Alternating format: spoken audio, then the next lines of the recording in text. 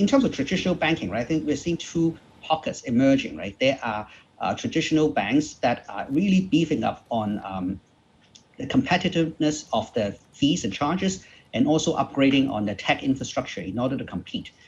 We've seen a couple of them who've issued a similar type of digital banking services, meaning fully online, remote onboarding, no fees and stuff like that, which I think is a good way that the market with driving even traditional banks to transform. The second pocket are really smaller banks who are struggling in terms of hiring, in terms of beefing up the digital infrastructure to compete. I think those are the ones that these are the two segments that we see evolving right now. With authorities here in Singapore awarding digital licenses for lenders this week, do you have any plans to expand in this territory, or what are your growth plans heading into next year and the longer term?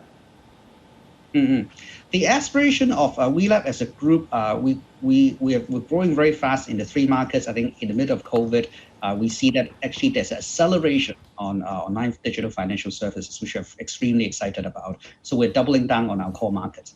In terms of Southeast Asia, I think there's a lot of opportunity. I think our aspiration is to build a Pan-Asia online financial services platform. Specifically on the Singapore digital bank licenses, of course, number one is we would love to congratulate the winners. We studied this regime. In fact, some of the people who have awarded the license, we've talked to them as well in terms of what can we do together. At the end, we decided at this stage, we'll focus on the core markets. The important thing is we already have the license in Hong Kong. Let's build it out first.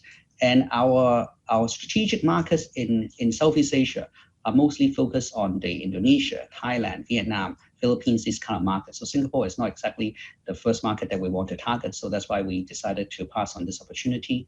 But for us, I think when we look at the recipients who've gotten the license, right? Of course, these are some of the ones that we expect them to get it. We're very excited about them. We also felt that it would have been even better if there are some local fintech champions who've gotten the license, because I think we should always remember that fintech started off 5 to 10 years ago from fintech companies, and these companies contributed to the vibrancy of the ecosystem.